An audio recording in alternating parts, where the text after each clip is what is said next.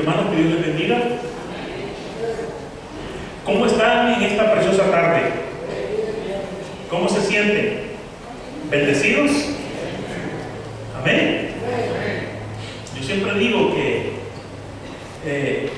el que diga que no está bendecido tiene que reflexionar sobre esto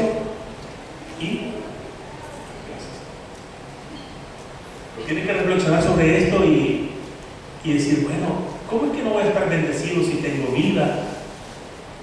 Tal vez la salud está un poquito quebrantada, pero tengo vida y estoy aquí y estoy en el mejor lugar en el que podría estar en cualquier, porque ahorita yo podría estar quizás en un estadio, usted podría estar frente a su televisor viendo un gran partidazo de fútbol, ¿o no? Viendo un clásico Real Madrid-Barcelona en esta hora, o viendo las finales de conferencia, que es lo que está hoy en el fútbol americano, todo eso. O sea, podemos estar en cualquier otro lugar, pero créanme, hermano, que no hay mejor lugar para estar un domingo que en la casa de Dios. ¿Cuántos dicen amén a esto? Amén.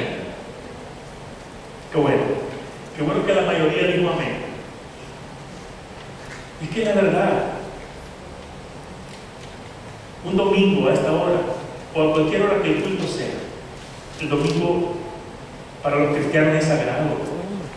¿Por qué es sagrado para los cristianos el domingo? Porque el domingo es para el Señor.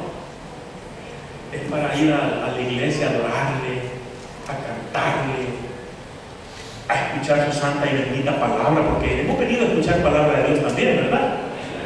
Qué bueno. Y pues eso es lo que vamos a hacer en este momento: escuchar su palabra. No escuchar la palabra del predicador, porque no es mi palabra, es la palabra de Dios, es la Biblia, libro sagrado en donde Dios dejó plasmada su santa y divina voluntad para con nosotros.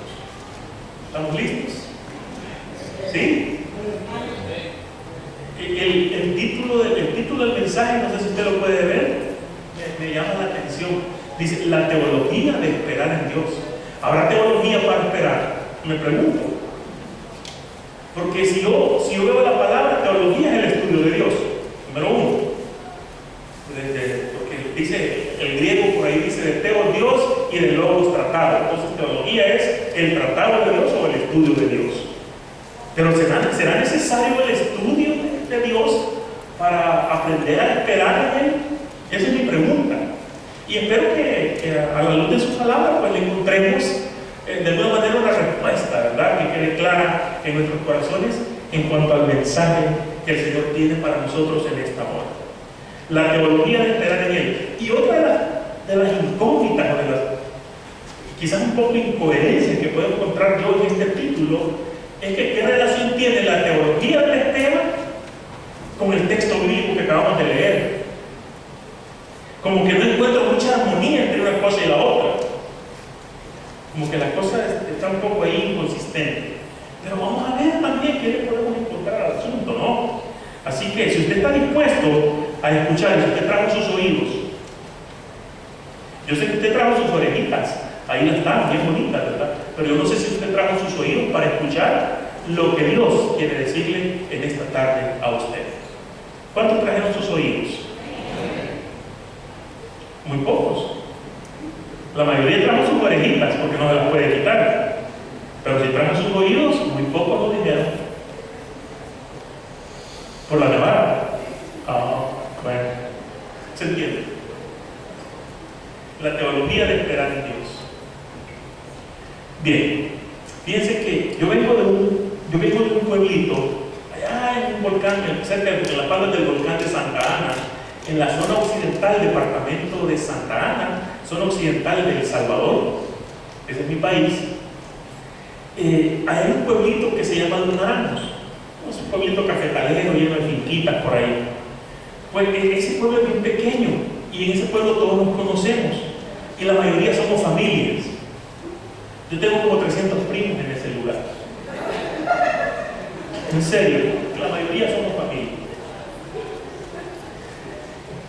El punto es que ese pueblo se ganó el mote, o el apodo, o el sobrenombre, como ustedes le quieran decir, de pueblo chico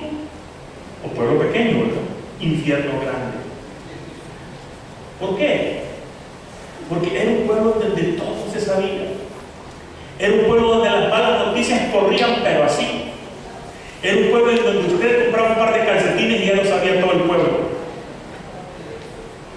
¿Veis? La fulana está estrenando ahora, ¿veis? Se cambió zapatos. Y cuando por ahí alguien salía con su domingo 7, una muchacha salía con su domingo 7, el pueblo lo sabía inmediatamente.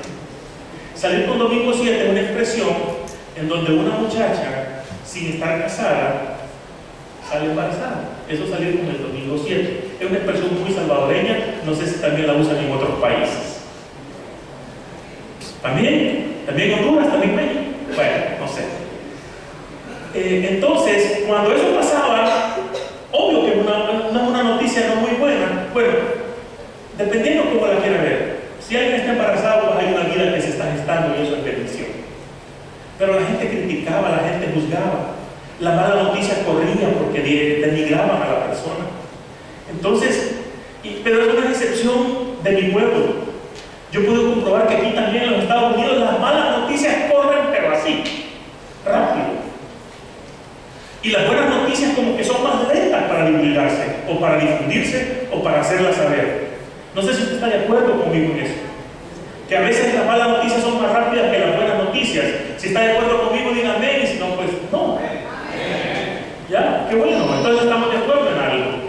Las malas noticias corren más rápido. Pero ¿qué tal de la iglesia del Señor?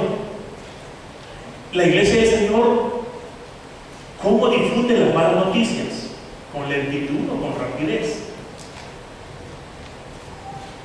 Buena pregunta. ¿Qué tal somos? ¿Qué tan ligeros somos para comunicar las malas noticias? ¿Y qué tan ligeros somos para comunicar las buenas noticias? Ese es el tema. Y ese es el tema que nos incumbe en esta tarde. La teología de la espera en Dios. Todo el mundo sabe que la palabra evangelio significa buenas nuevas o buenas noticias. Ojo, evangelios son buenas noticias. Toda buena noticia, por ende, debe ser transmitida de inmediato. Toda buena noticia merece que usted la transmita de manera inmediata, de manera rápida. Y la mala noticia debe correr lento, debe esperar o no debe difundirse muchas veces, porque puede dañar a otra persona. Pero las buenas noticias deben correr rápido, y el evangelio es la buena noticia para la humanidad. De hecho, el evangelio es la mejor noticia que puede existir sobre la faz de la tierra para los seres humanos. ¿Están de acuerdo? No hay mejor noticia, ni habrá, ni ha habido, ni hay, ni habrá mejor noticia que el evangelio de Cristo Jesús para la humanidad. Y como es buena noticia, entonces merece ser difundida, ser proclamada de inmediato a todo el mundo.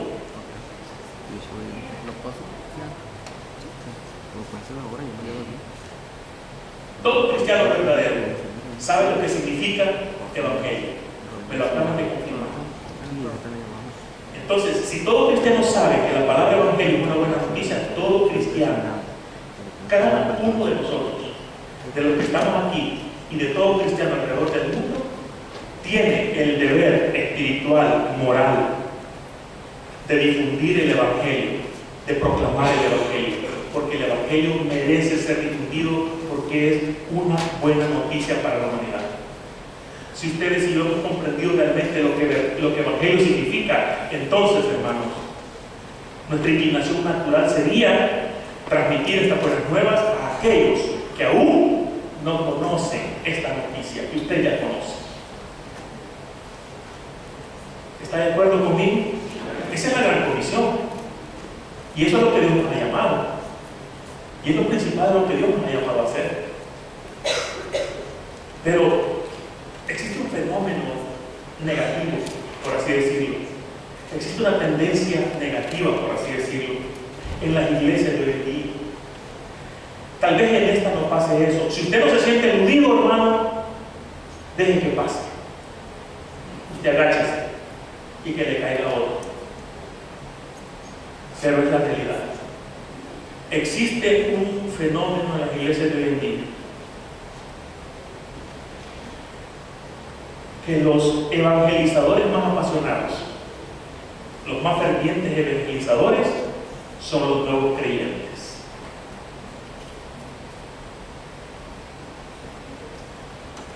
Yo sé que aquí no voy a escuchar aménes con lo que acabo de decir, pero es la realidad. Los evangelizadores más fieles, más fervientes, más apasionados son los nuevos creyentes.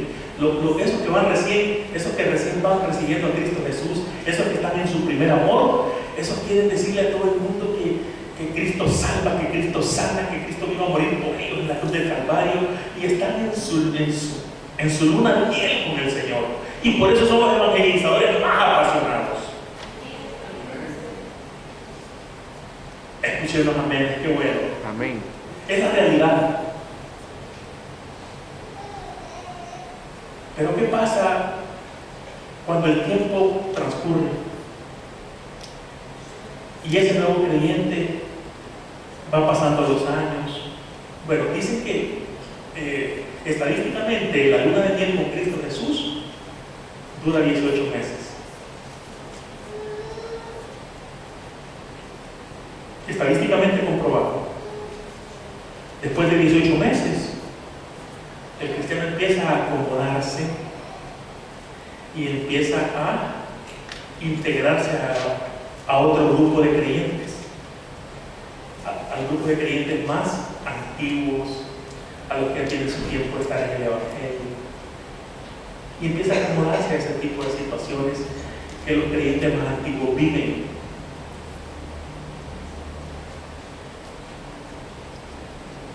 Uno ya me está mirando serio. Qué tremendo, ¿no? Fue al baño. Me acaban de decir amén todos que el Evangelio es una buena noticia y que el Evangelio merece ser difundido y que el Evangelio merece ser proclamado con toda la fuerza que se merece a todo el mundo. Pues resulta de que los evangelistas más apasionados son los nuevos creyentes.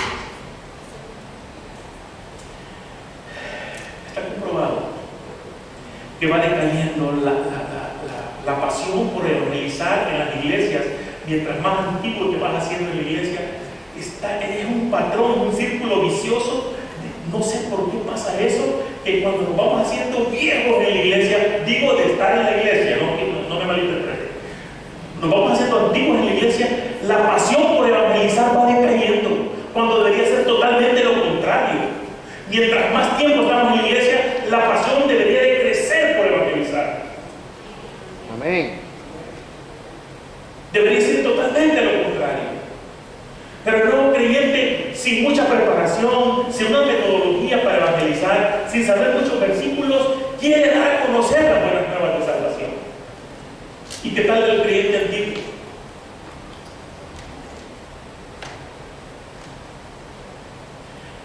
Cuando eso pasa en las iglesias, hermanos,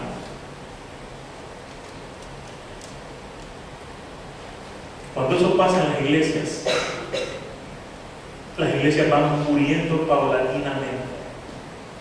Las iglesias van decayendo paulatinamente su vida espiritual cuando la iglesia deja de evangelizar, cuando una iglesia pierde la pasión por el Evangelio de Cristo Jesús, cuando una iglesia no entiende el verdadero significado de lo que la palabra Evangelio significa en su sentido más profundo. Entonces la iglesia va decayendo su vida espiritual paulatinamente. Entonces va a ir usted y va a ir a encontrar iglesias frías, iglesias donde las caras de las personas se ven tristes, lánguidas, serias. ¿Por qué? Porque no encuentran la pasión que el Evangelio provoca. No han entendido el verdadero significado de lo que es buenas nuevas de salvación. Entonces usted encuentra gente seria,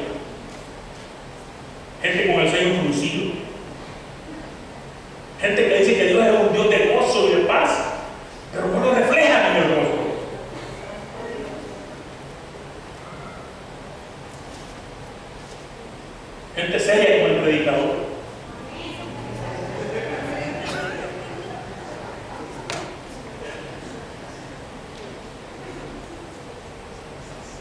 Existe en las iglesias evangélicas una tendencia que los evangelizadores más apasionados son los nuevos creyentes, y está comprobadísimo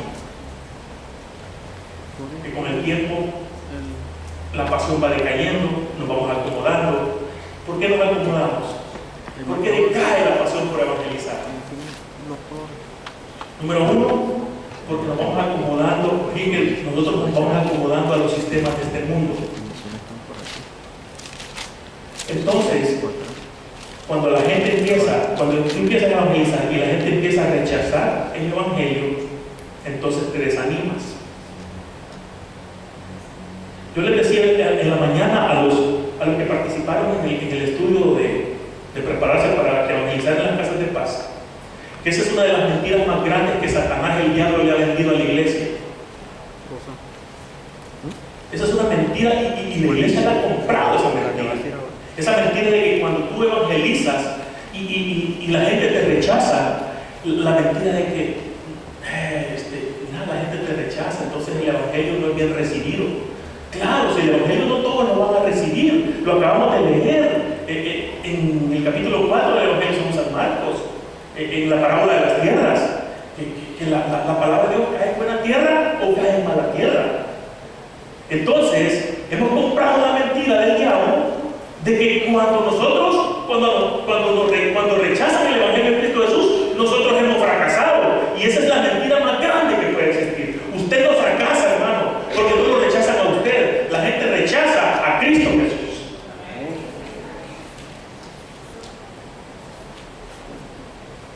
No compre esa mentira por ningún motivo. Cuando usted testifica de Cristo Jesús y la gente rechaza el evangelio, usted no fracasó. Es más, usted tuvo éxito, usted tuvo la victoria, porque usted hizo lo que tenía que hacer. Usted hizo lo que Dios le ha mandado a hacer. Así que no busque esa excusa de que no evangeliza porque la gente rechaza el evangelio. Esa excusa no es válida. Por ningún motivo es válido.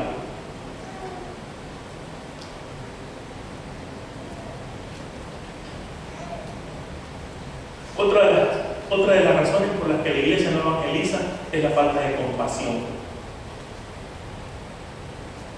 Hemos perdido la compasión por el prójimo, por el que necesita este mensaje. Es más, a veces ni entendemos lo que la palabra compasión significa.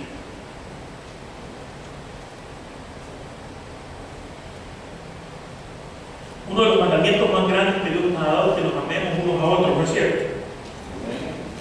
Que amemos a nuestro prójimo como a nosotros mismos nos amamos. Y cuando usted tiene la oportunidad en su vida, en cualquier momento, en cualquier lugar donde usted se mueve, en los lugares donde usted se está desarrollando rutinariamente en la semana, cuando usted, hermano, deja pasar la oportunidad de testificarle a alguien de Cristo Jesús, sea de hecho o de palabra, porque testificamos de las dos formas, entonces usted no tiene compasión por aquel que es su prójimo. ¿Cuántos aman a su prójimo? ¿Cuántos aman a su prójimo, a esos prójimos que no conocen todavía de Cristo Jesús? ¿Cuántos los aman? La primera muestra de amor que usted le puede dar es presentarle a Cristo. Aquel que aún no ha venido a los pies de Cristo Jesús. La primera muestra de amor, y quizás la más grande, es presentarle a Cristo Jesús con sus hechos o con sus palabras. Esa es la más grande muestra de amor que hay.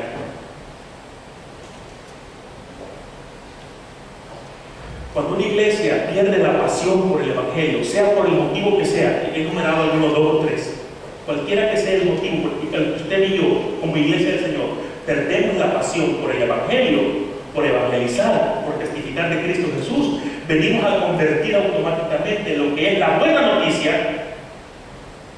¿Qué es Evangelio?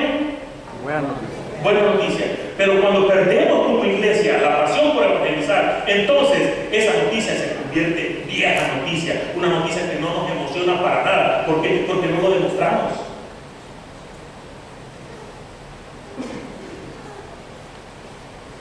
Mire qué tremendo. Entonces, la buena noticia se revierte y se convierte en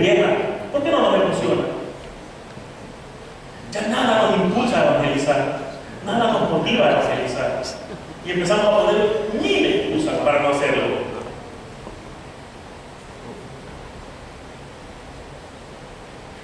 Amén. A propósito, me sugirieron que predicara este tipo de mensaje, porque como estamos aquí desde que la iglesia quiere reabrir las casas de paz, y se estuvo invitando a la iglesia a que vinieran a las capacitaciones de cómo evangelizar, y solo un 20% de la población de la congregación respondió. Los números dicen todo. Los números hablan. Un 20% de la población respondió nada más. Así que la prueba está ahí. La pasión que tenemos por evangelizar.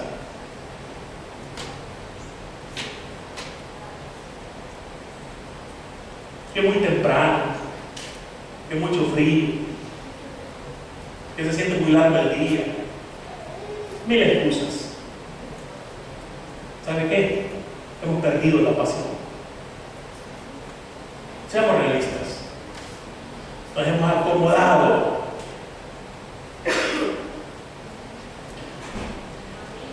Cuando esto pasa, la iglesia convierte lo que es y lo que será por una eternidad buena noticia, la iglesia la convierte en vieja noticia. Porque la iglesia pierde la pasión, pierde el interés, pierde el deseo de alcanzar las almas para Cristo Jesús. Entonces, cuando nosotros dejamos de evangelizar, venimos a convertirnos en iglesias meramente religiosas. Una iglesia que no evangeliza es una iglesia que se ha convertido nada más en un club social en donde la membresía tiene que ganarse cierto derecho.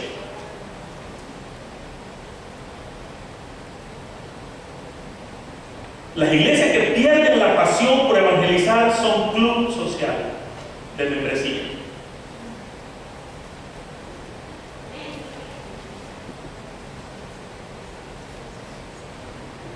¿Qué tal nosotros?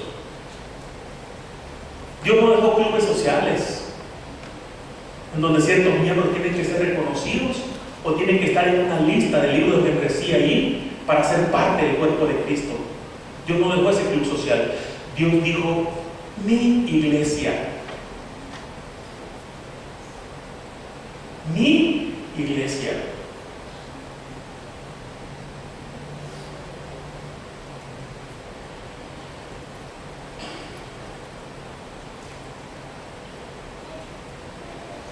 El Evangelio sigue siendo buena noticia y seguirá siendo buena noticia por la eternidad. Amén. El Evangelio se usa en Mateo, en el capítulo 24, en el verso 35, el Señor dice, todo va a pasar. Cielo y tierra pasarán, pero mi Evangelio, mi palabra, pues, no pasará. Búsquelo, ahí está, Mateo capítulo 24, verso 35. Eso es bello, hermano. Las viejas noticias, las noticias que ya se conocen, no emocionan. El Evangelio es emocionante, porque el Evangelio es poder de Dios para salvación. ¿Está de acuerdo conmigo? Amén, gloria a Dios. Dice Romanos capítulo 8, verso 16, capítulo 1, verso 16. Dice, porque no me avergüenzo del Evangelio, porque es poder de Dios para salvación.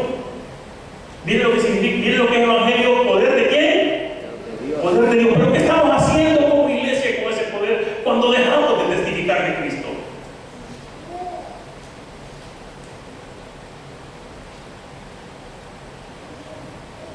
Y a esto quiero agregarle algo más. A esto le voy a poner mucho ahora. Pero usted está preparado, ¿verdad? ¿Estamos listos? Que Dios bendiga su palabra. A esto hay que agregarle algo más. Que cuando perdemos la pasión por el Evangelio, por testificar de Cristo Jesús, perdemos el sentido de urgencia que el mensaje tiene. Fíjense que yo primero trabajé en una institución ahí gubernamental en El Salvador, después pasé a otra compañía que se llamaba Antel. Yo no sé si queda algún compañero, ex compañero de la desaparecida Antel. Era la Administración Nacional de Telecomunicaciones, era la que manejaba las telecomunicaciones del país. Era una empresa estatal, autónoma, decía. En Antel clasificaban los telegramas como ordinario, urgente y urgentísimo. Entonces, la clasificación se hacía dependiendo del contenido del mensaje o del telegrama. Y entonces, cuando el telegrama decía felicidades en tu cumpleaños, el mensajero tenía 2 horas para entregarlo, 3 horas. Decía, bueno, este mensaje de cumpleaños. Pero decía, el mensaje, llegaré mañana. Wow, tenía sentido de urgencia. Pero cuando decía, mamá está grave, ven a verla que está agonizando, ese tenía un carácter urgentísimo, porque representaba vida o muerte. Entonces, cuando un mensaje, y présteme atención al menos en esto, cuando un mensaje tiene carácter de vida o muerte, entonces se clasifica como urgentísimo. Y el mensaje urgentísimo, el mensajero tenía la obligación a más tardar de entregarlo en 5 minutos por más tarde que fuera. Así, como que dice, este mensaje para ayer, no para mañana, para ayer. Ya hay que entregarlo. Pues el Evangelio de Cristo Jesús tiene carácter urgentísimo. ¿Por qué? Porque es un mensaje que implica su vida, su muerte.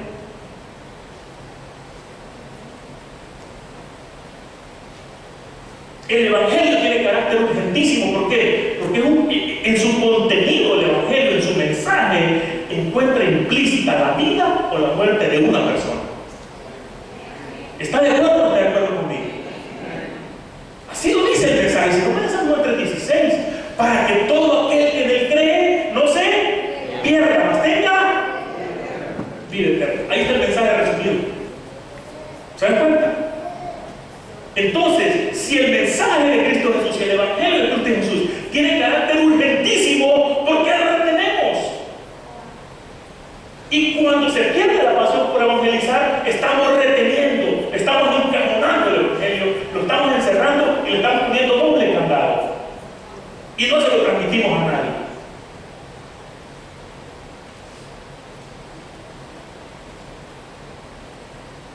Otra falsa idea que las iglesias tienen es la siguiente: que los encargados de evangelizar es el ministerio de evangelismo, o el comité de evangelismo, o el grupo de evangelismo. Esa es una mentira.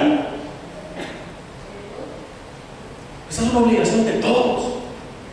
Otros vienen con la excusa, es que no tengo el don. Evangelizar no es un don. Evangelizar es una orden de Cristo Jesús para todos los que son miembros del cuerpo de Cristo. De todos. Sí, inclusive de usted que me está viendo. También de usted. Todos, absolutamente todos, pequeños y grandes. Porque el joven podría decir que lo hagan los más adultos. ¿Cuál? Es de todos. Jovencitos y adultos.